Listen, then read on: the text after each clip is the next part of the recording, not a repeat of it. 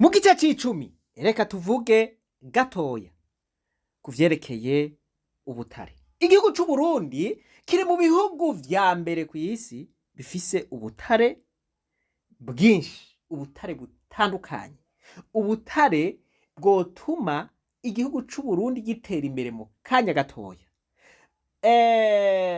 Mwumvise video, mwumvise agace umukuru w'igihugu wenyene avuga ati mbega ubutare iyo mutabwiba ubu ntituba twubatse amabarabara, ubu ntituba dufise ibitaro vyiza vyiza, ubu hari umunyagihugu aba abura umuti, ubu hari igitoro kiba kibuze mu Burundi. Voilà, ubutare rero ni igisata gikomeye mu buzima bw'igihugu, ariko ikibabaje ubwo butare buja mu mifuko y'akagwi k'abantu, babandi bansumirinda bamwe bandayamutaye, abo nibo buhereramo aho gufasha igihugu. Abana b'igihugu bagapfa bayerera, bagapfa bangara, bagapfa babayeho nk'abaja mu bindi bihugu, bakaguma bahunga igihugu. Ivyari kubafasha biriko bifasha akagwi k'abantu bakeya. Munyumvire aka gace k'iyi video, umukuru w'igihugu ari hariya Murehe ati gushika ubu mumbwire ibibazo je ngiye kuvyifatira mu ntoke jewe nyene ubwanje. Umuntu azosubira kuvuga yuko igitoro cabuze, tuzosubire turabe yasubira kubikura.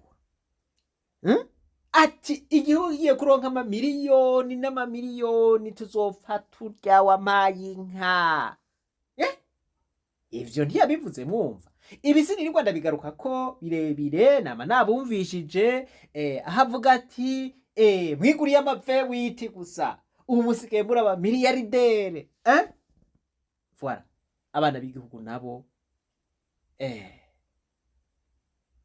bageseye batose igitoro mambo carabonetse aho ibambewe. Mwebwe nk'abarundi muravye wokora iki kugira ngo ubutare bwacu butangure n'ubuvyaza umusaruro? Murakoze muvyeyi nyakubahwa mukuru w'igihugu cacu ciza c'u Burundi, kubona icambere na mbere mwafashe uru rugendo mukaza kugendera ubutunzi bw'igihugu cacu c'u Burundi buri ngaha. Nukuri twagumye dukora twifuza kandi yuko mwebwe nk'abarongozi bacu mwohashika mukabona ubutunzi n'amaso yanyu dufise mu gihugu cy'u Burundi. Aha ku umusozi wa Murehe hariho ubutunzi budasanzwe bw'ubutare bwa korota na casterite, ariko twashizemwo ingufu nyinshi cyane gose. Twamaze umwaka n'amezi 7 tugira ivyigwa kugira ngo dushobore kubona neza yuko ubutare buhari bukwiye ko buteza imbere mu ekonomi y'igihugu cyacu cy'u Burundi. Duca dusanga ko ahubwo ubutare buhari burenze umushinge ukomeye wa ekonomi. Tubona byoshobora yuko dushobora kwihagarara ko tutarinze kuzera inze kurondera amadolari, ko amadolari turayafise twebwe nyene ngaha mu Burundi, kubera ubu butare buraronderwa cyane ku isi yose. Ubisi nishobora kubaho idafise ubu butare. Rero ubutare burakenewe cyane gose yuko tubwimba hama tukabushira ku isoko, hama tukaronka ayo madolari dukeneye gukoresha mu iterambere ry'igihugu cyacu Burundi. Rero twebwe twakoze igikorwa kinini cyo gutangura kwanza kurondeza kugira ngo dushobore aho hantu kuhasibura no gukura kwa ayo mabeto no kuraba kugira ama etide yandi kugira tubone umusozi wose ubutare buhari bungana gute.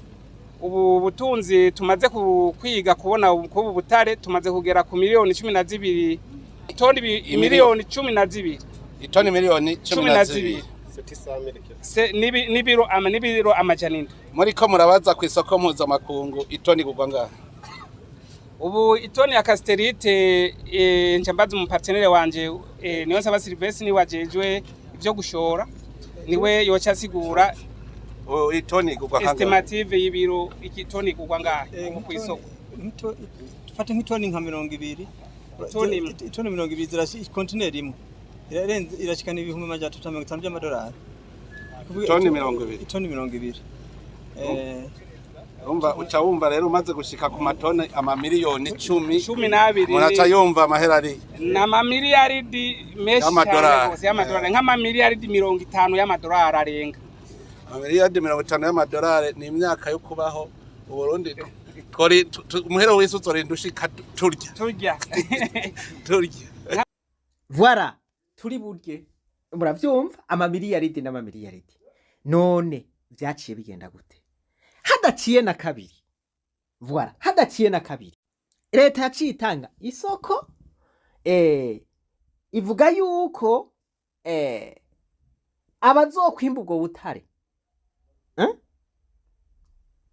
bazoronka ibice 80%, leta nayo igatwara ibice 20%. Ibi bintu byaratangaje abantu bati none ibi nivyo bikurikiye ya majambo yavugwa vy'ukuri. Sivyo gusa, umukuru w'igihugu yaragize ati ndavyifatiye mu ntoke. Mwavyumvise vuba cyane atangura gushora ubutare, arereka abantu yuko bariko bararungika ikamyo mu mahanga. Voilà, bariko barashora ubutare ko igitoro kigiye kuboneka, amadovize akaboneka. Voilà, ivyo mwaravyiboneye. Ariko vyagenze gute? Ubu ca gitoro kiriho, bwa butare bwagiye. Ico nico kibazo umurundi iyo kwibaza. None ubutare bw'Uburundi buzokwamba bugera ifu y'imijira uko nyene? Ubutare turyamanya gahiye turabona ico buri kubinjiriza igihugu n'amahera buvamo umenye yaciye.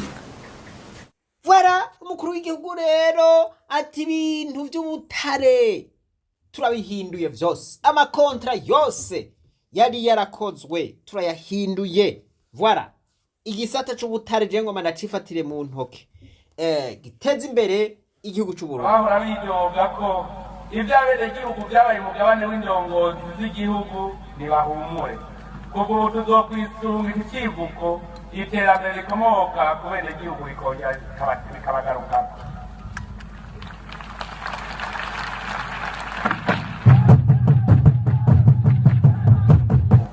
Ko Burundi bucukura bukongera bugashora ubutare, amafaranga avamwo aja hehe? Mu mwaka w'ibihumbi 2023 Uburundi bwashoye inzahabu zingana n'itoni 1.1 ku mafaranga angana n'imiliyoni 132 z'amadolari y'abanyamerika. Uwo mwaka nyene ubutare bwa coltan, cassiterite na wolframite bwari bwiteze kwinjiza mu kigega ca leta imiliyaridi zirenga 3 z'amafaranga y'amarundi. Muri ico kiringo nyene mu kigega ca leta hari hiteze kwinjira umuriyaridi 1.4 w'amafaranga y'amarundi ku butare bwa nickel n'umuriyaridi 1 ku bizuku tourbe mu gifaransa.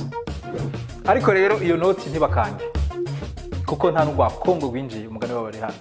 Ivyo byashikirijwe n'umushikiranganje ajejwe ikigega ca leta Nestor Ntawontuye. Umushikiranganje Ntawontuye igenekerezo rya 24/0/2025 yavuze ko mu miliyaridi zirenga 40 z'amarundi zari zitezwe kuja mu kigega ca leta mu mwaka w'amafaranga w'2023 ushira 2024 zivuye mu butare no mu kugaruza amafaranga yanyurujwe, nta faranga na rimwe yigeze riboneka. Ayo mafaranga yababa imiliyoni 15 z'amadolari y'abanyamerika. Kandi ibisi bya vuba kuko n'umwigisha muri kaminuza y'I Massachusetts muri Amerika Leonce Ndikumana aravyerekana. Mu ihuriro ry'igihugu ku iterambere ry'u Burundi, uwo mwigisha yerekanye ko hagati y'umwaka w'2000 na 2019 Uburundi bwadeklaraye ko hasohotse ubutare bw'amafaranga angana n'imiliyoni 765 z'amadolari y'amanyamerika ku nzahabu zashowe. Ariko mu maraporo y'igihugu c'Abarabu Emirats Arabes Unis amafaranga y'ico kiringo angana n'umuriyari 1.4 z'amafaranga y'amanyamerika. Aha tubona igihengeri caburiwe irengero kingana n'imiliyoni 635 z'amadolari y'amanyamerika.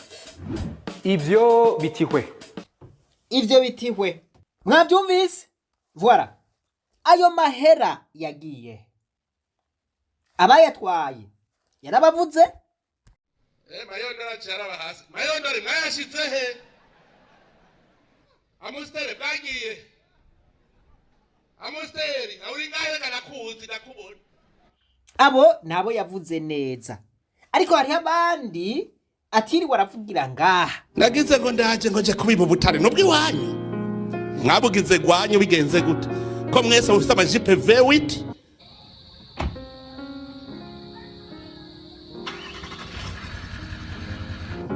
Mwabugize gwanyu bigenze gute? Ko mwese ufite amajipe V8?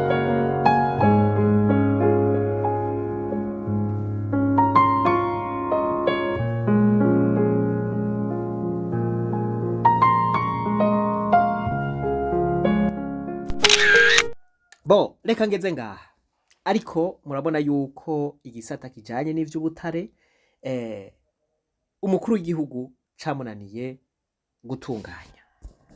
Iyo agitunganya neza nk'uko yavuga yuko ubutare bwotuma igitoro kiboneka, bugatuma amadolari aboneka, bugatuma abarundi babaho neza, bugatuma abarundi baronka imiti bivuza neza, biba vyarashobotse. Ariko none ivyo naho buriko burimbwa vyarabonetse. Voilà, ngico icerekana yuko iki gisata c'ubutare cagoye, cananiye, cumukije umukuru w'igihugu, kanatsinda abasuma bose adondagura nta numwe yigeze afata, ahubwo bari mu bakomeye mu bariko barimba ubwo butare. Uno musi tugejeje kuri pwe y'icumi. Izi pwe 10 tumaze kwigishako tuzitahura kumwe. Uku kuri tumaze kubashikiriza tugutahura kumwe. Aho murashobora kubivuga muri komantere zanyu. Imana nibahezagire, reka twibandanirize rwa rugendo rwacu maze tugaruze umunezero Satani yatunyaze. Ijambo ry'Imana riravuga ngo abantu bazomenya ukuri, ukuri nako kubahe kwidegemvya. Natwe abarundi tuzoronka umwidegemvyo ari uko twemeye kumva ukuri, twemeye kugendera mu kuri, twemeye kwakira ukuri. Ingwara tugwaye reka tuyivugutire ukuri, ukuri niko kuzodukiza. Nitugire Kristo, imuvuge muti naganze Kristo.